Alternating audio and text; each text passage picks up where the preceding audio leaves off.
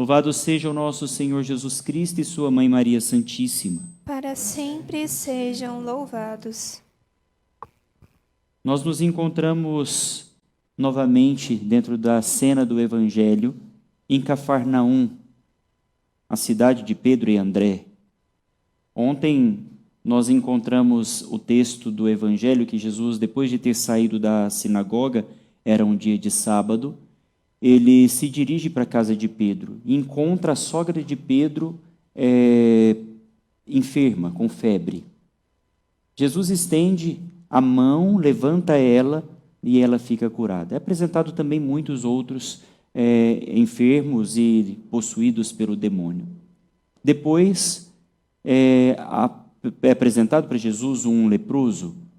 E segundo a lei dos judeus, era impossível que um leproso estivesse dentro da cidade, porque naquela época a hanseníase, como nós hoje a conhecemos, ela era uma enfermidade, uma doença que não tinha cura.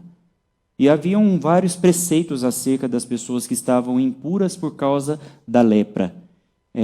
Era até mesmo considerado uma situação de pecado. Se alguém estava com lepra, significava que ele ou alguém da sua família tivesse talvez cometido algum grave pecado e por isso estava naquela condição. E Jesus simplesmente toca naquele homem aquilo que era proibido para uma pessoa saudável, tocar um leproso, e imediatamente aquele homem fica curado. A pergunta que aquele homem fazia, o pedido que aquele homem fazia: se queres, tens o poder de curar-me. Jesus diz: eu quero, fique curado. Hoje, novamente, nós temos uma cena como essa, também uma enfermidade considerada uma consequência dos pecados. Jesus, novamente, na casa de Pedro, uma grande multidão se reúne em torno dele, e não havendo lugar nem mesmo na porta, um homem que era carregado por seus amigos. 4 homens carregavam um paralítico. Não conseguindo atravessar a porta para colocá-lo diante de Jesus, como uma demonstração de fé e também um grande esforço para chegar diante do médico que poderia curar, não somente o corpo, mas também a alma. Jesus se apresenta como esse médico capaz de curar, o verdadeiro médico, o médico dos médicos, nós dizemos. Eles vão por cima da casa, arrancam as telhas e desce aquele homem exatamente diante de Jesus. E diante do esforço que aqueles homens, os amigos do paralítico, fazem, o que o paralítico gostaria de ouvir, na verdade, fique curado.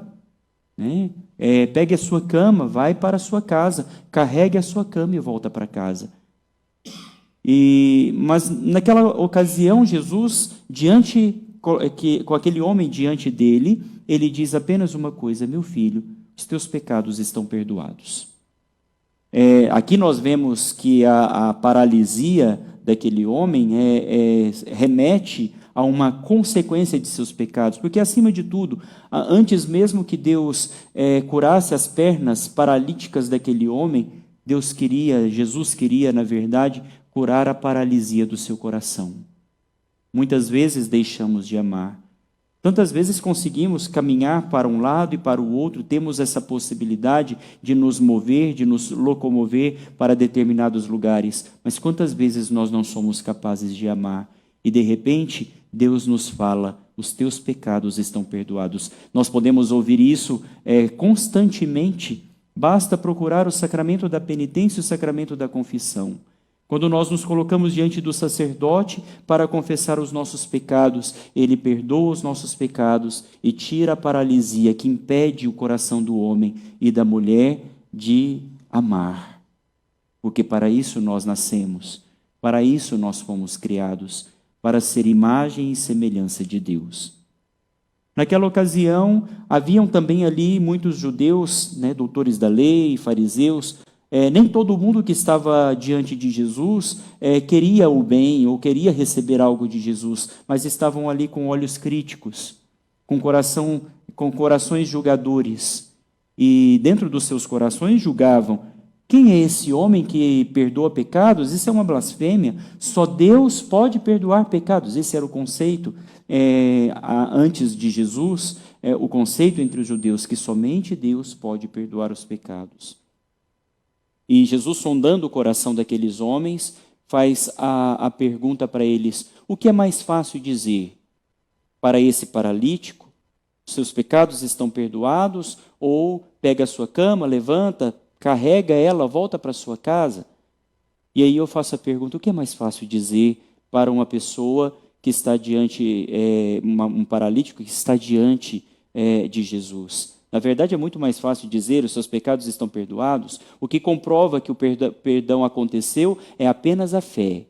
Nós saímos do confessionário pela fé, com a certeza de que fomos perdoados. Mas não existe nada físico que nos comprova que realmente aconteceu o perdão, apenas a fé.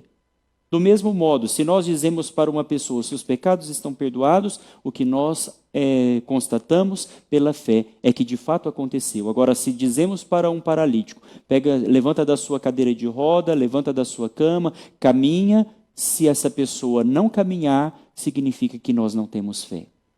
Então, Jesus diz para aqueles homens: o que é mais fácil? Dizer, perdoados são os pecados, ou dizer, carrega a sua cama? E para provar que o Filho do Homem, Jesus agora está dizendo, colocando na condição da nossa humanidade, para que vocês saibam que o Filho do Homem, Jesus não fala para que vocês saibam que o Filho de Deus, porque nós sabemos que a Deus cabe o perdão, mas para que vocês saibam que o Filho do Homem tem o poder na terra de perdoar os pecados. A grande prova é que esse homem pode levantar da sua cama, carregá-la e voltar para casa.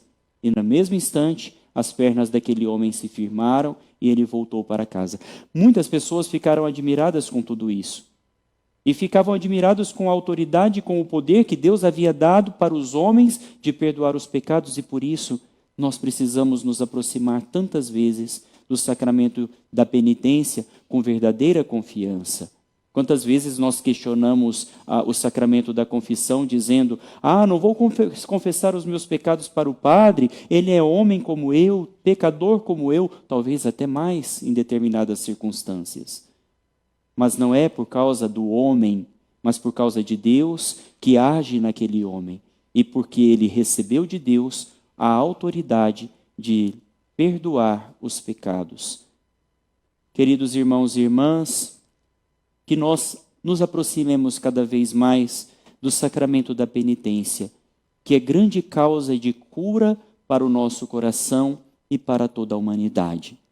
Louvado seja o nosso Senhor Jesus Cristo. Para sempre seja louvado.